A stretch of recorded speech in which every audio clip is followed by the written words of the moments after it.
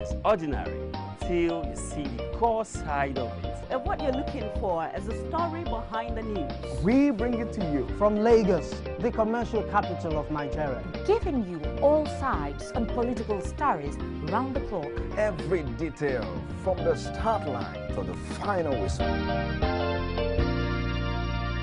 CoreTV News, expanding your view.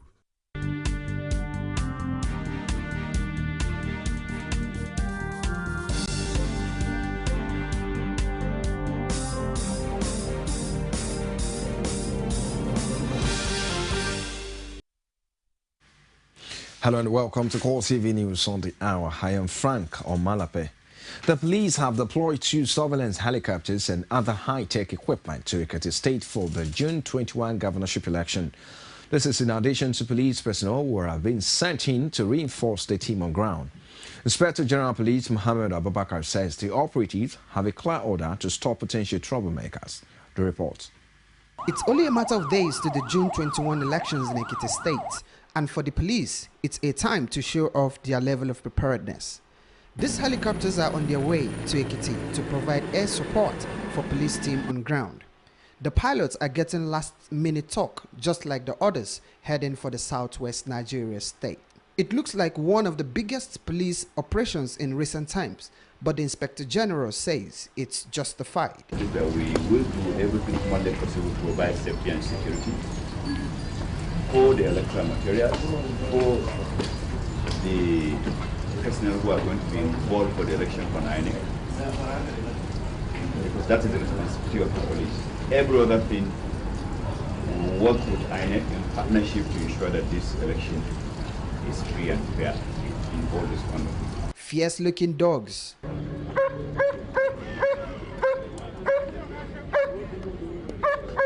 several armored personnel carriers and a bomb-detecting robot are also heading for Ekiti. The police authorities will not give a clear figure of personnel on ground, but they are convinced that the team will live up to expectations. We have already made plans to ensure that you are paid your due allowances in Ekiti. Every one of you will be given his dues, and therefore I do not expect you to do anything stupid. The regulation must be obeyed and must be respected. Remember, you are going to be watched not only by your own officers, by other organizations, including civil organizations, including international monitors who will be in Ekiti to watch every conduct that you expect there. And as the police reinforcement departs Abuja, the Inspector General made it clear he won't tolerate any act of indiscipline. But he also wants the political class to play by the rules before, during, and after the June 21 election. The Economic and Financial Crimes Commission, EFCC, says it has no powers to stop former Ekiti State Governor Ayo Fayose from seeking a return to Government House in spite of corruption charges against him.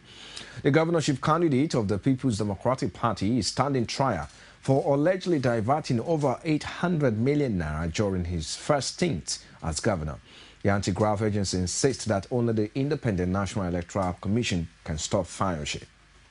On former governor of Ekiti State, Ayodele Fayose, I think the proper quarters to direct that question to is the Independent National Electoral Commission, which is the umpire presiding over election. It is not the EFCC. Our mandate is to enforce economic and financial crimes law, not to preside over electoral matters. If the umpire believes that the law, the electoral law, allows suspects standing trial in court, even though they've not been convicted, to stand for election, that is his prerogative. It is not for EFCC to decide for INEC or Nigerians.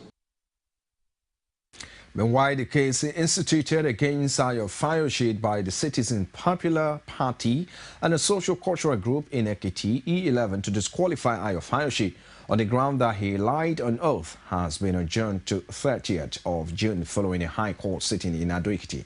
Rashid was there and now reports.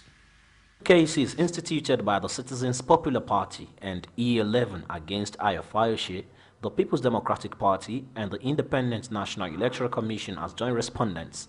The plaintiffs pray the Ado-Ekiti High Court to disqualify Ayo Fayose for lying after oath that he has never been impeached at one time or the other. The case attracted party supporters and heavy security. Counsel to the defendant, Ahmed Raji, confirms the preliminary objection that the court cannot hear the case until after a minimum of 30 days, which was accepted by the court, but with modification. DP is stated to be in Abuja, and under the Sheriff and Civil Process Act, any party resident outside jurisdiction must be given a minimum of 30 days. And you cannot use state rules, that's our contention, to abridge what a federal enactment has provided in respect of a subject matter within the exclusive legislative list. While the prayer of the plaintiff was for the court to hear the preliminary objection and the case at the same time, lead counsel to E11 regrets that the court will not rule before the June 21st election. No, not at all. It's a pre-election issue. If you follow the Peter Obi's case, when Peter Obi went to court for tenure, the determination of his tenure, while the matter was in court, INEC organized election, and that organizing the election at the end of it all was fatal. Raji, however, dismisses the argument of the plaintiffs and maintains that more time is needed for the case to be exhausted. We are saying that whatever urgency they are alleging is one that was self-induced because they did not approach the court on time. If they had gone to court, maybe 21st or 25th or before the end of March, we will have had the 30 days, we will have had the requisite number of days, but this was not done. They slept for so long and they are just waking up. The two counsels, however, look forward to the new ruling date. The 30th of June, by which time the election will have been over, but the matter is still a live issue for the court's determination. And we trash that preliminary point out, we trash it out before we now move to the substantive suit, so that the election can go on. Drama, however, ensued among party supporters who threw few political tantrums at each other before peace was restored by security agencies. Rashid, CoreTV News, Ado-Ekiti. Governor Rauf Aregbesola for Osun State has accepted the challenge by an opposition political party to a live television debate on the finances of the state. Our Osun State correspondent Bido Koro has more in this report. Aregbesola was responding to allegation of financial recklessness leveled against his administration by the governorship candidate of the Social Democratic Party, Segun Akinwusi. The governor, who spoke through his commissioner for finance, Wale Bolonroduro, says the government has been prudent and transparent in the handling of its finances. When the revenue of Osun dropped, it dropped by 40%, by 1 billion. The only thing that made him to survive was the saving. So on a monthly basis, he was augmenting what goes to the federal government by 500 million naira. How can you do that if you are reckless? SDP governorship candidate Segun Akinwusi, who accused the Aregbesola administration of profligacy in the handling of the state finances, is still holding his ground. And this government has not been truthful about the expenditure of government, which I know is becoming debilitating, that government cannot even meet its ministerial responsibility now. Bolonroduro says challenging Akinwusi and the SDP will be a waste of time. You see, even if he challenges them, they cannot understand. They were here 7 years, they have 48 billion from excess crude oil. 48 billion, they didn't save a dime. Akinwusi, however, dismisses Bolonroduro's comment. What do you want him to say? In one way, when I started talking, they said they were not owing anything. Now they are saying they are owing, but they cannot tell us the size of what they are owing. You know, I'm telling you that it's all lies. The State Commissioner for Information and Strategy, Sunday Akere, accuses Akinwusi of deception and mischief. He's only being mischievous and deceptive. He only thinks that probably by lying, he will be able to gain support of people of Osun, but he has failed, and he has failed completely. Akinwusi, former head of service in the state, went ahead to challenge Aregbesola to a live debate on the matter, a request which was immediately accepted by Akiri. And I told them I can bring all the figures that they are contesting with me. You know, they have mortgaged the future of this state for the next 25 years. Because they are borrowed in excess of the ability of government to pay. And that's why we are suffering. We have never been afraid of any debate. Whenever the debates are organized, you will see that it's the emotion that will run away. The assurance, the guarantee we are giving the people is that anytime a debate is organized by an impartial umpire, definitely we are telling them that we are ready. If the debate goes on, Aregbesola would be expected to provide a full financial account of his administration in the last 3.5 years. Bid Okoro, CoreTV News, Oshogbo. Security operatives have rescued a Lebanese construction worker who was abducted on Friday. Coordinator of the National Information Center, Michael Mary, disclosed this at a press briefing in Abuja. Our report indicated that a Lebanese national by name Khalil Diab, Diab is spelled D-I-Y-A-B, who was abducted by some armed bandits in Lantang, Wasi area, in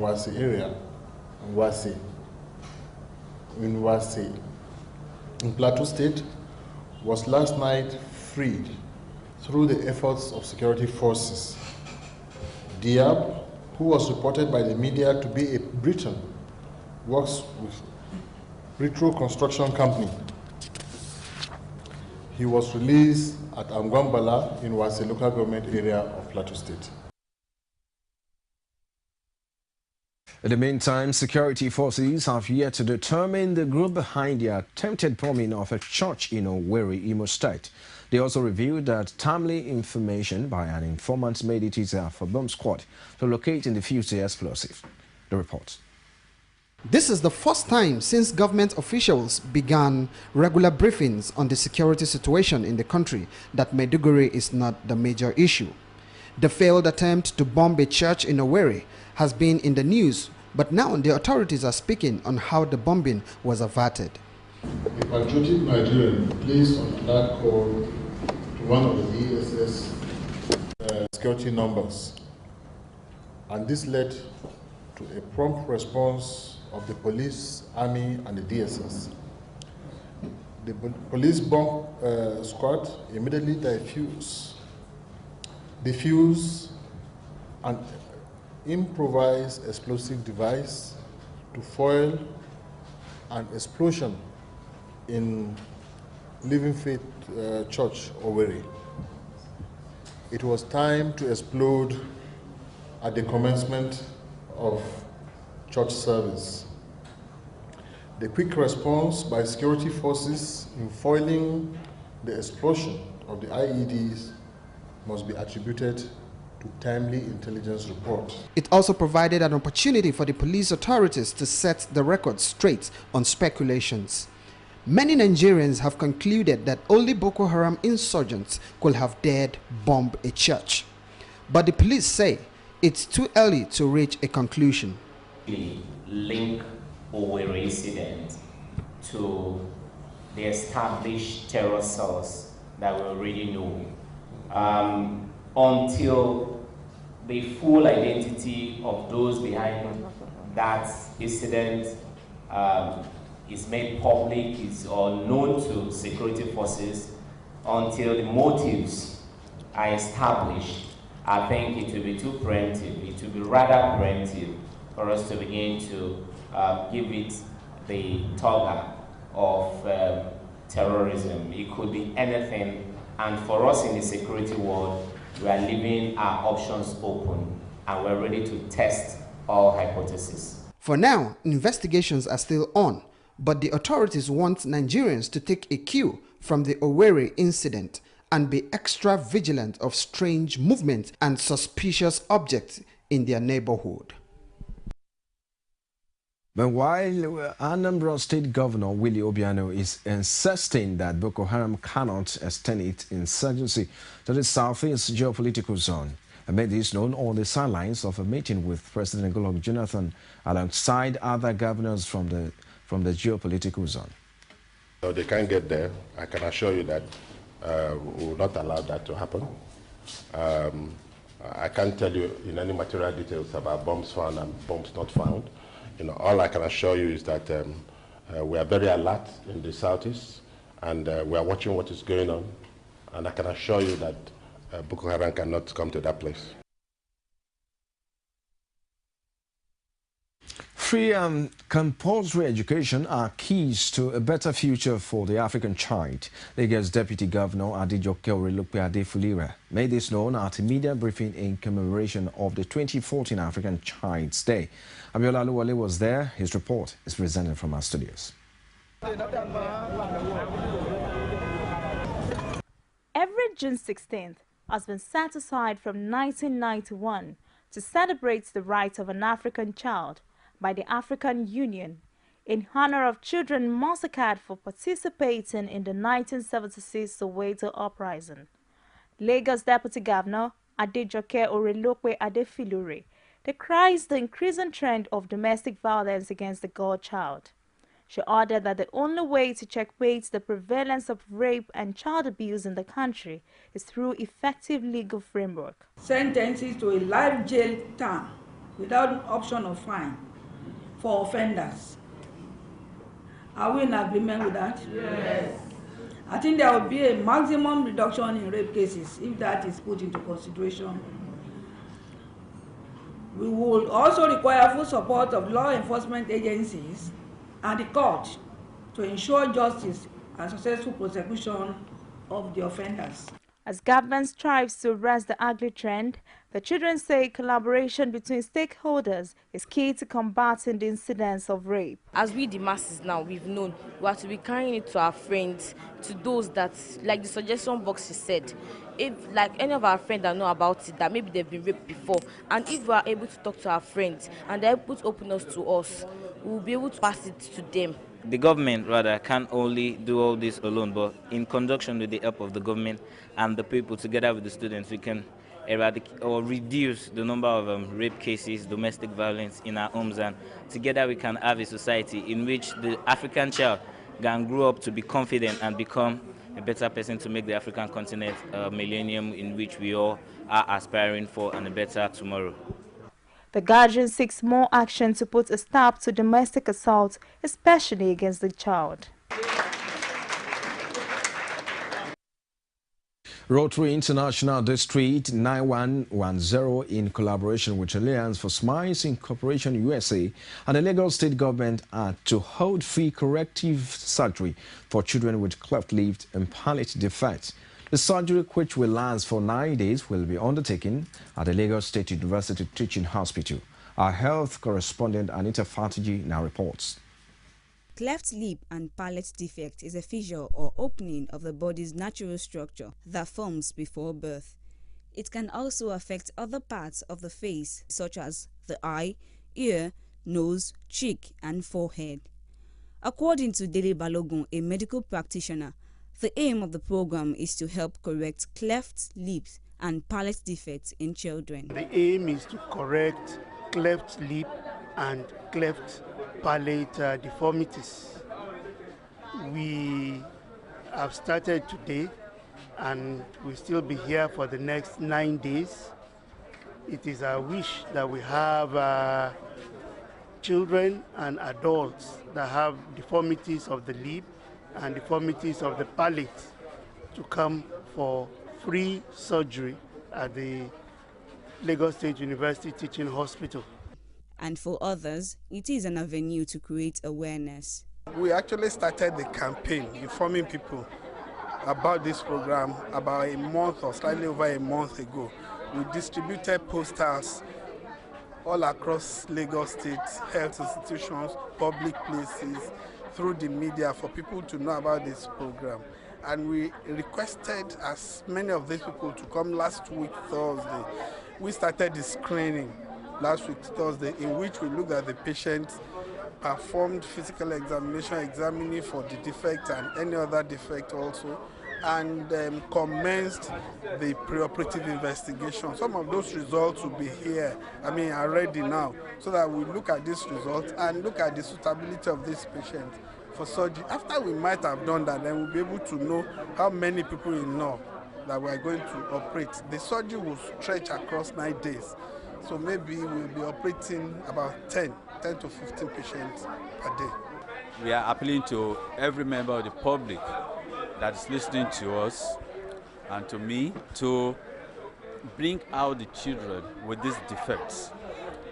The stigma on this defect is much, and we do not want this stigma to spread around. Rotary wants good life for all. Nigerians say support and awareness programs of this nature will help in no small measures to address the problem. Anita Fatunji, CoreTV News, Lagos.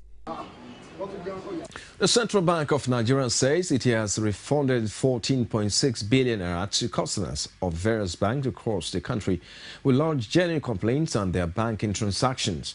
The Director Consumer Protection Department of the bank, Umar Duse, disclosed this at a news conference in Ibadan. Duse, who was represented by Deputy Director in the department, Khadijat Kasim, added that the complaints were received between 2010 and May 2014. More than 3,000 complaints from banks and their customers were received during the period. You're watching CoreTV News on the hour. We'll take a short break. We'll be back with the rest of the stories. Stay with us. Come June 21, it will be decision day for the people of Ekiti. 18 candidates are gunning for one seat. I am the next governor of Ekiti. But the people will have the final say. I know that tolerance has a very big place. Join extensive coverage of the election and get up to the many details as development unfolds. I'm the voice of the Ekiti people. With expert analysis from the best political team on television. And that's honesty of island. Join us all day June 21 to find out who emerges the next governor of Ekiti State. We have agreed to move this state forward. Keep a date with us on CoreTV News. You can also watch us live on our website on www.coretvnews.com, a 24-hour news station. Have you back on CoreTV News on the hour. For more information on our news and other programs, visit our Facebook page. It's facebook.com/CoreTV News. You can also follow us on Twitter at CoreTV News NG. And on YouTube is youtube.com/CoreTV, leave a space, News. Outside Nigeria now, at least 49 people were killed as militants from Somalia's Al-Qaeda-linked Al-Shabaab stormed into a Kenyan coastal town, attacking a police station, hotels and homes, and singling out non-Muslims for execution. Officials and witnesses said on Monday the assault on Mpeketoni near the coastal island and popular tourist resort of Lamu was the worst attack since last September's siege of the Vestige shopping mall in the capital Nairobi. A statement from Al-Shabaab said the latest attack was further retaliation of Kenya's military presence in Somalia. Witnesses said a group of around 50 attackers in several vehicles entered the town late Sunday, attacked a police station, before moving on to kill civilians, some of whom had been watching the World Cup in local bars and hotels. People decided to sleep in the forest because they were fearing, because in fact they were moving from door to door. There's a place called Monica's place. They were taking people from the rooms and they were taking them out, and they shoot them on the floor, and they were telling them that we want to do the way you are doing our people in Somalia. I feel desperate because the police, they are not coming, and I was not hoping that they will come. So the only way I could do is to try and escape. But there was no hope of any. The mood is very sad. Many of people is crying around because their family members are dead. Some of them are in hospital, and they didn't kill women and children. They only kill men, only men. They kill around 50 men. They ask people if you know Muslim, you know anything about Muslim, and they want you to give Shahada. They speak around here when they're going, and when they're killing, they're saying Allah, Allahu Akbar. Some of them are saying Takbir, such kind of things. Well, and that's it on CoreTV News at this hour. Many thanks for watching. I am Franco Malape. Join us at 5 for more news stories. Bye for now.